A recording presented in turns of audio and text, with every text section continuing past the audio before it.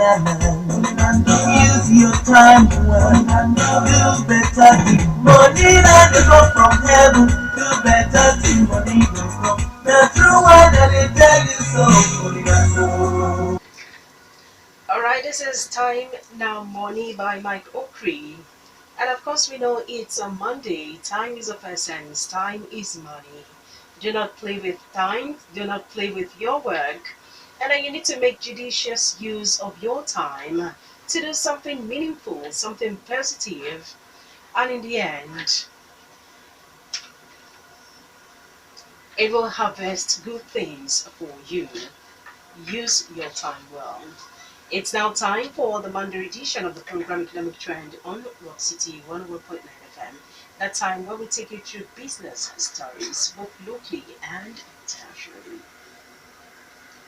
And welcome to the program Economic Trend. My name is Chienye.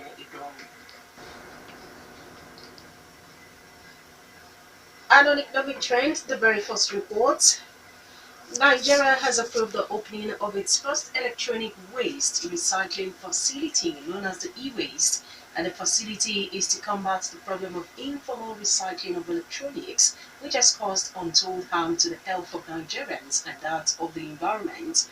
The plant, which is located in Ojota, Lagos State, is being handled by Hinkley Recycling and has begun operations for the safe and responsible processing of all the electronic waste streams. The Business Development Manager for Hinkley Recycling, Belinda Osayemwe, in a statement, says the firm is committed to engender a standard of excellence by providing high-quality service for the disposal of electronic waste.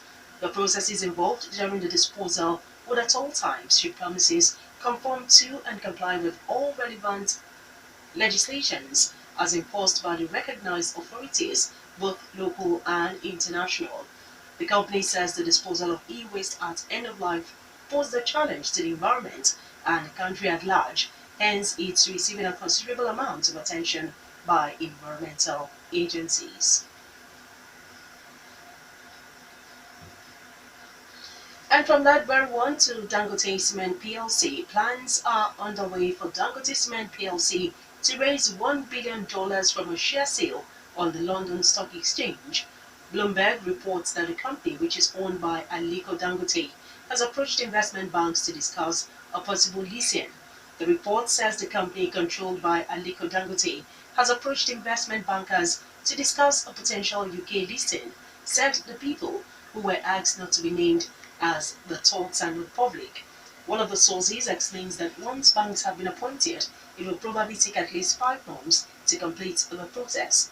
The cement maker is also considering issuing a debut Eurobond, according to the different people familiar with the matter. A fresh capital, according to the report, will enable Dangote Cement to fund expansion plans in the sub-Saharan Africa and broaden its base of investors. The report says Dangote sees London as a more favorable place to attract about $1 billion than in its home base of Lagos. When contacted, Anthony Chienye, Dangote Cement spokesman, denied knowledge of the listing. The highest any Nigerian company has raised in an initial public offering is $796 million, which was raised by Starcoms in year 2008. Nigeria's exporters are finalizing the exporting another consignment of yams to the United States and United Kingdom in the first quarter of this year. Chairman Technical Committee on Yam Exportation, Professor Simon Itwang, who made this known, says the committee has been touring major yam markets, especially in the southwest region, to inspect the quality of yams available. The federal government flagged off yam exportation to the UK and US last July amidst fanfare. Itwang assured that the second export would not attract publicity as the flag off had already been celebrated last year, adding that the exporters and the technical committee were also mindful of the Export Prohibition Act.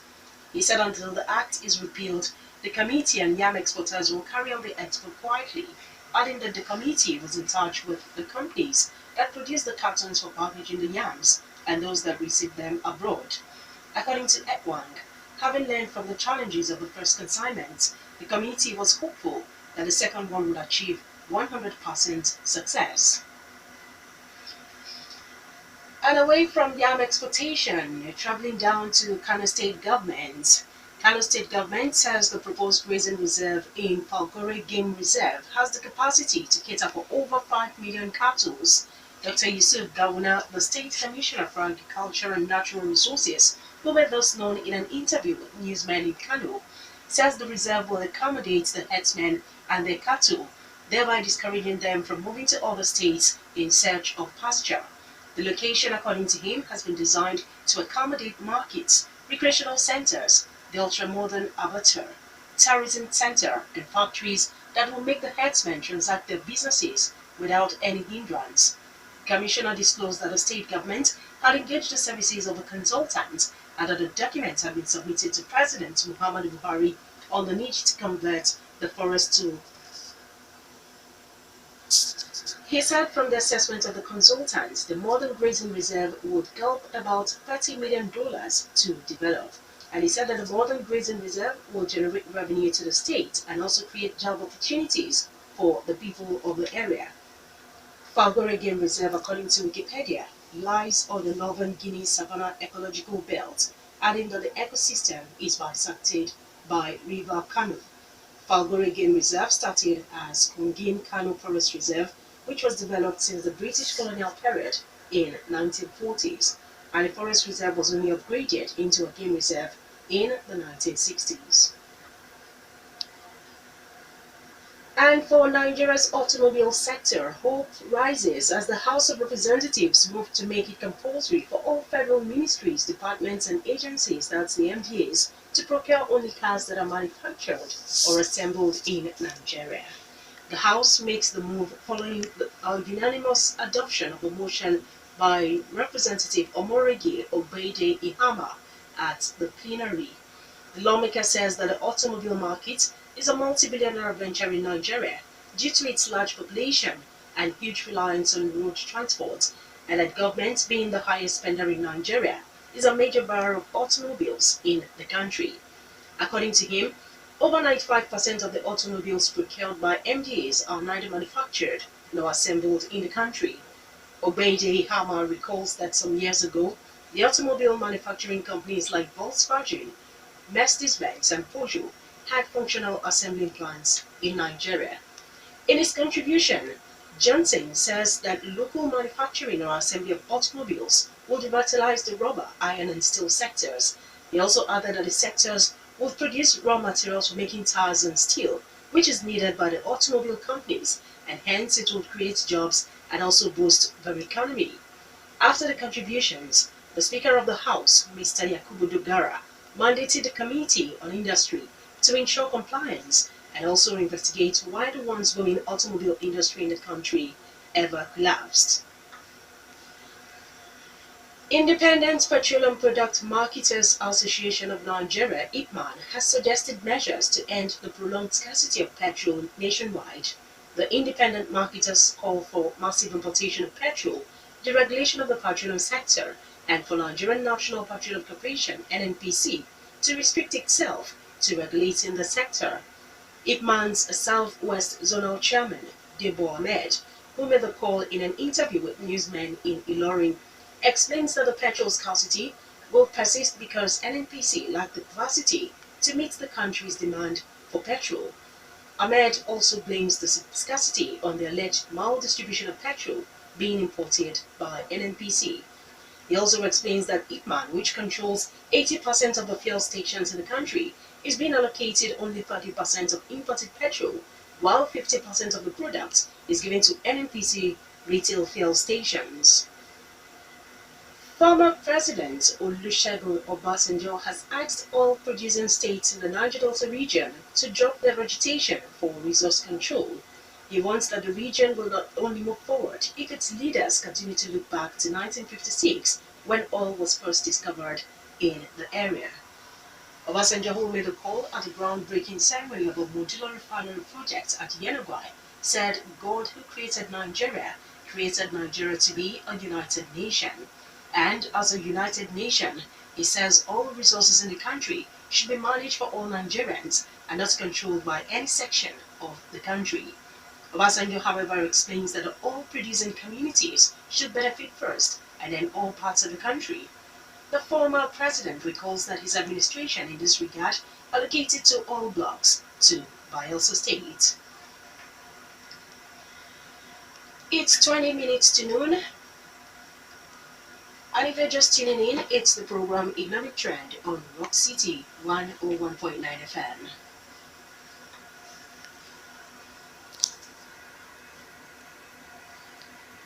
Next report on the Finance Minister, Mrs. Kemi Adeosun, who has announced that the presidency says it intends to bring fresh 4 million Nigerians into the tax net under its voluntary assets and income declaration scheme. And she announced this at a platform for collaboration on tax conference at the United Nations in New York. The grace period for tax defaulters under the voluntary assets and income declaration scheme is from July 2017 to March 31 this year, after which those who fail to take advantage of the offer will be prosecuted. Adeosun explained that government is targeting over $1 billion in tax payments. She says a leading international assets tracking and investigating agency had been contracted by Nigeria to trace assets and funds of Nigerians abroad. Down to Ogun State. Ogun State government is to regulate the use of groundwater in the state for commercial purpose to sustain the environment. Environment Commissioner Bolaji Oyeleye, who made this known at a meeting with members of the Manufacturers Association of Nigeria in Abeokuta, says the regulation is in line with the provisions of the Ogun State Environmental Law. Oyeleye explains that the state government intends to set up a technical committee to consider the complaints of manufacturers that the planned regulation of groundwater amounts to double taxation. The proposed technical committee, according to the commissioner, will produce a workable solution on the groundwater charges and regulation that will be acceptable to both the state government and manufacturers.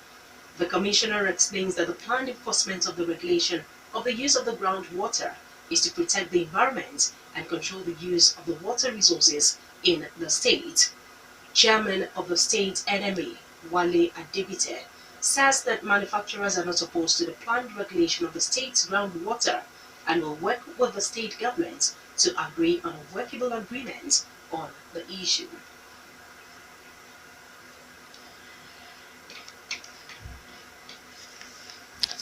Picking another report from the state government, which has proposed a bill to provide guarantee to investors in projects being undertaken under the private-public partnership agreement in the state.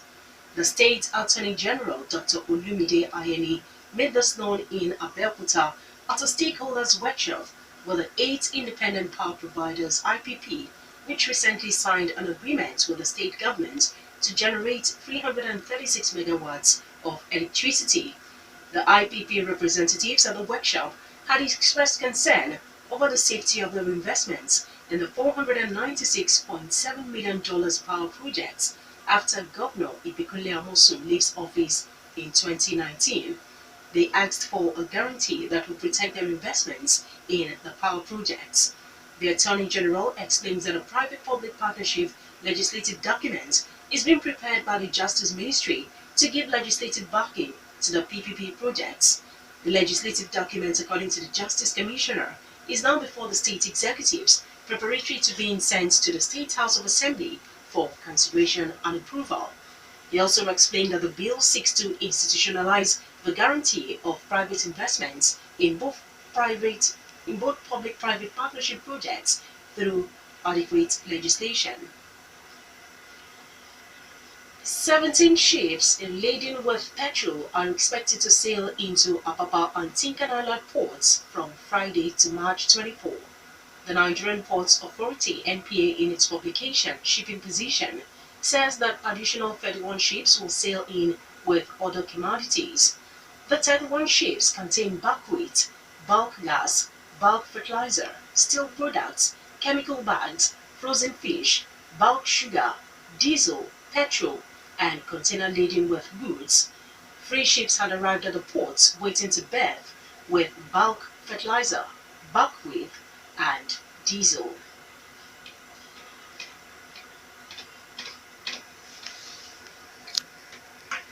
That will be it on the Monday edition of the program Economic Trend on Rock City 101.9 FM.